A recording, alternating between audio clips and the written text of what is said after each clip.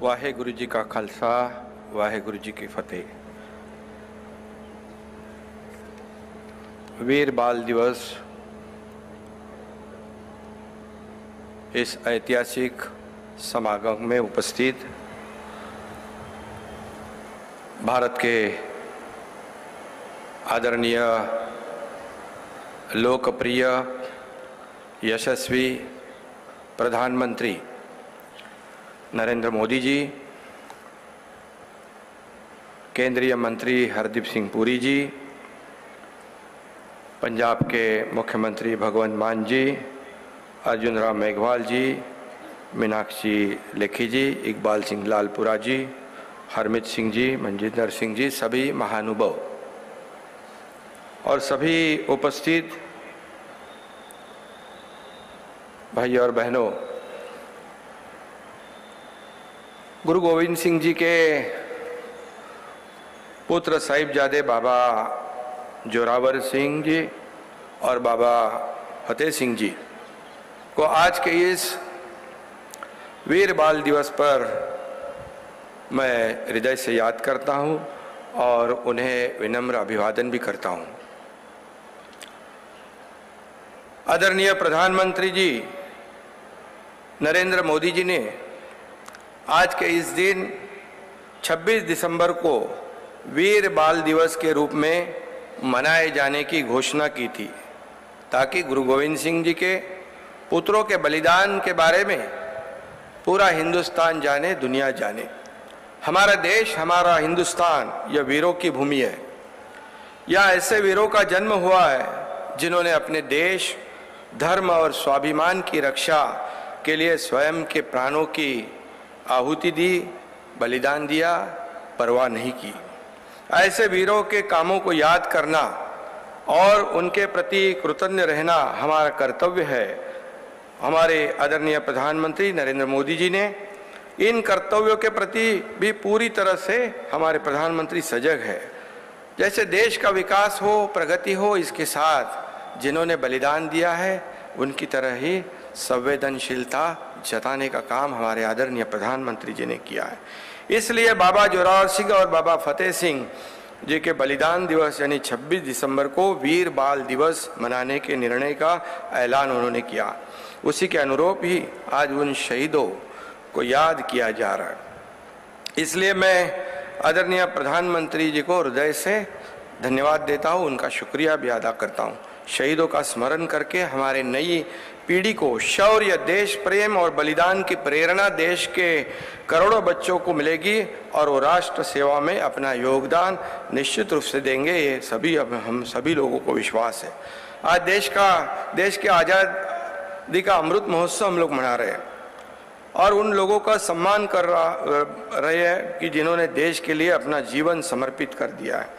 मुगलों के खिलाफ लड़ने और सिख धर्म को छोड़ने से इनकार करने वाले इन महान सुपुत्रों ने एक अद्वितीय बलिदान दिया है। गोविंद सिंह जी ने वाहेगुरु जी का खालसा, वाहेगुरु जी की फतह की घोषणा की और अन्याय के खिलाफ लड़ने की सभी लोगों को ताकत दी। आज के इस अवसर पर मैं बताना चाहूँगा कि क्रांतिकारियों के आंदोलन में महाराष्ट्र और पंजाब का संबंध कुछ एक समान है। चाफेकर बंधु महाराष्ट्र के थे, राजगुरु जो भगत सिंह के साथ वे महाराष्ट्र के थे। इन राज्यों में क्रांतिकारियों की एक गौरवशाली परंपरा रही है। जैसे महाराष्ट्र और पंजाब का रिश्ता बहुत ही आत्मीय और आंतरिक है। दोनों ही राज्यों की मिट्टी वीरों को जन्म देने वाली है। दोनों ही राज्यों की मिट्टी देशभक्तों को जन्म देने वाली है। दोनों तरफ की मिट्टी महापुरुषों को जन्म देने वाली है। दोनों ओर की मिट्टी संतों को जन्म देने वाली है। जैसे पंजाब के घुमन में संत नामदेव का निवास था और नांदेड़ में गुरु गोविंद सिंह जी की समाधि है। नांदेड़ में अक्टूबर 2008 में श्री गुरु गोविंद सिंह जी के निधन की 300वीं वर्षगांठ पर गुरुदा गद्दी का समारोह बहुत ही भव्य पैमाने पर मनाया गया था। खेती से लेकर सरहद की रखवाली तक और संस्कृति से लेकर राजनीतिक नेताओं तक पंजाबी मराठी संस्कृति का एक दूसरे से गहरा रिश्ता है। यही संस्कृति कई वर्षों से पंजाबी मराठी लोगों को जोड़ती रही है। गुरु गोविंद सिंह पंजाब से थे और नांदेड़ पहुंचे थे। गुरु बाबा नानक भी नांदेड़ आए और महाराष्ट्र के संत नामदेव पंजाब पहुँचे। इतना ही नहीं बल्कि इसी संत नामदेव के अभंग ग्रंथ साहिब में प्रविष्ट भी हुए। महाराष्ट्र में छत्रपति शिवाजी महाराज यह भी राष्ट्र प्रेम और मुगलों के खिलाफ अपने अद्भुत साहस के लिए जाने जाते हैं। गुरु गोविंद सिंह जी और छत्रपति शिवाजी महाराज दोनों को अपने ही कुछ लोगों से भी संघर्ष करना पड़ा और इसी समय उनकी साहसता, धैर्य और ऊर्जा का अनुभव भी सबको हुआ। जैसे छत्रपति संभाजी महाराज, जो उनको भी ये मुगलों का सामना करना पड़ा, लेकिन उन्होंने स्वाभिमान नहीं छोड़ा, बलिदान दिया लेकिन स्वाभिमान नहीं छोड़ा। और इसीलिए छत्रपति शिवाजी महाराज और गुरु गोविंद सिंह जैसे महान विभूतियों ने सीख हमें दी है, वह हमारे आने वाली पीढ़ियों ने ध्यान में रखना चाहिए। जब 1984 में भी मुंबई और महाराष्ट्र में हिंदू हृदय सम्राट बाला साहब ठाकरे जी ने पूरे सिख समुदाय के माँ बहनों की रक्षा की थी, यह भी मुझे याद है। और जैसे G20 कि हमें इस देश को अध्यक्षता का मौका मिला है, ये हमारे पूरे देशवासियों के लिए गौरव की बात है, अभिमान की बात है।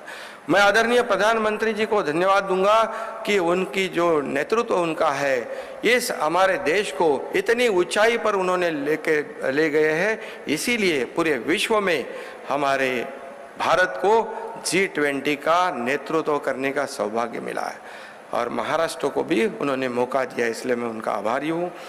और फिर एक बार आज के इस बहुत ही संवेदनामय समागम में मैं फिर से एक बार महाराष्ट्र की जनता की ओर से बाबा जोरावर सिंह जी और बाबा फतेह सिंह जी को की वीरता को नमन करता हूं और उन्हें विनम्र अभिवादन करता हूं। धन्यवाद।